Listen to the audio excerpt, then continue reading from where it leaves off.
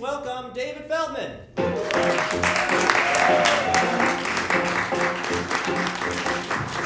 a hand for these guys, aren't they?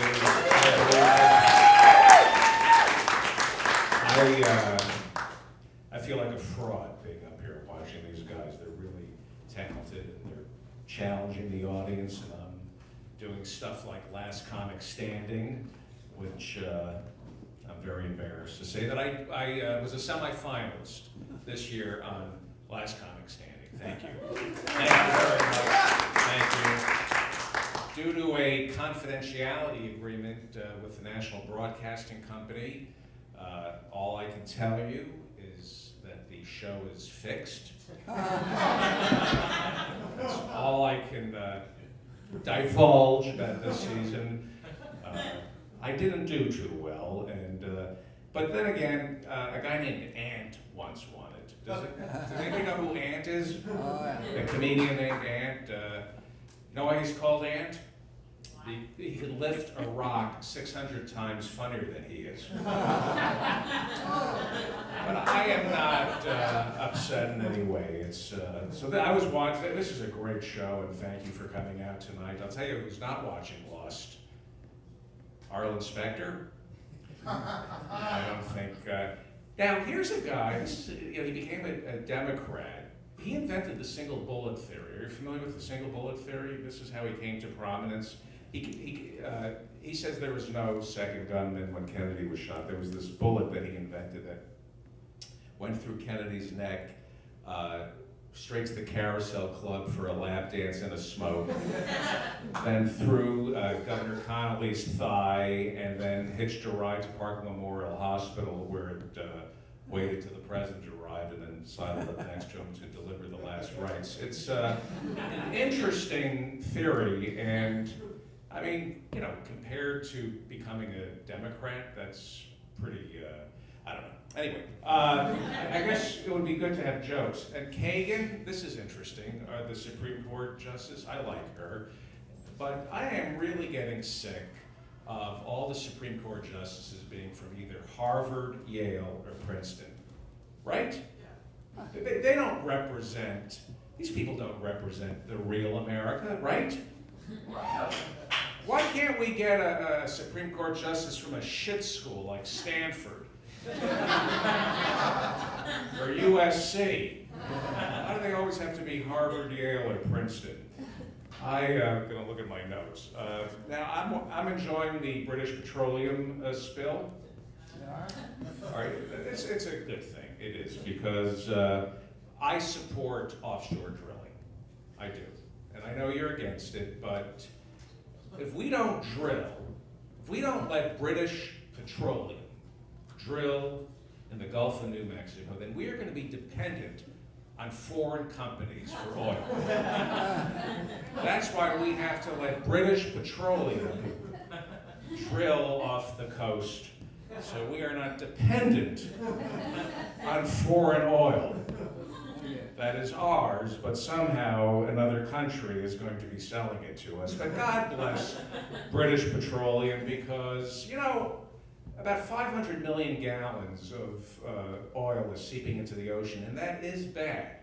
But that's 500 million gallons of oil that's not going to be in your car burning carbon monoxide or carbon dioxide. British Petroleum is fighting global warming when you think about it. God bless them.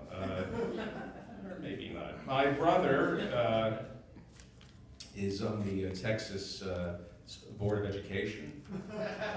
Thank you. And I just bought him a Kindle, so now he can burn 50,000 books with a single match.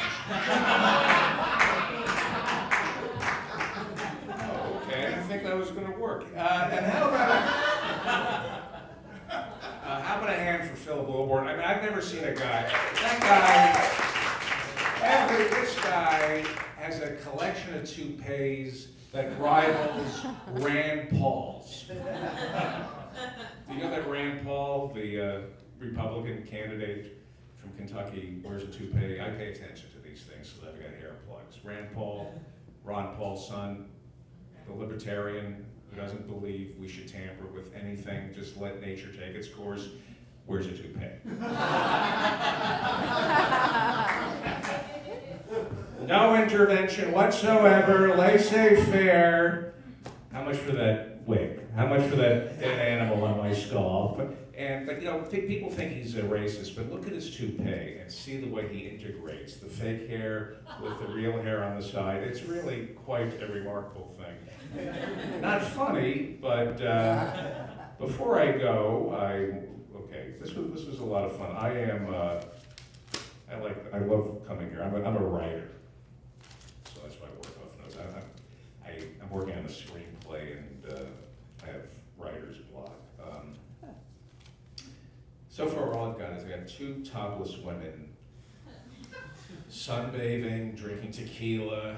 They go inside, they get hungry, they order a pizza, the pizza guy comes, delivers it. I don't know what happens. Thank you very much. I've been David Feldman. Thank you. Nice press.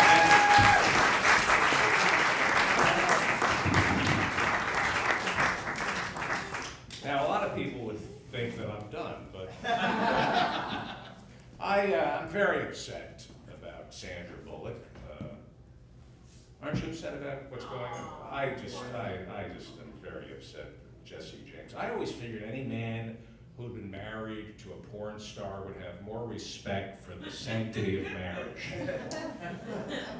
Personally, I thought The Blind Side was a classic piece of shit. It was racist. Anybody see this movie? No. It was just so patronizing. What was this message? The message was that every black child is worth saving as long as they can play for the NFL. It was just, that movie was so bad, I asked the Latino couple in front of me to wake the baby. That's how bad that was. That's how bad. I turned to the Jewish couple in front, to the right of me and said, could you complain a little louder? Do you mind? I turned to the Armenian to the left of me and said, turn up the Arabist. Do you mind doing that? I kid Armenians. My children go to Hollywood High, and there's a huge, and the Armenians here tonight, God bless you. God bless you. Huge Armenian population at Hollywood High. In fact, last year the valedictorian was valedictorian.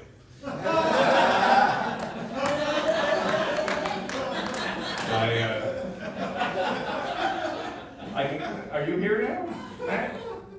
I'm gonna get off now. Yeah. Okay, because I got off early and. Okay. Anyway, I'm gonna end. I apologize for making.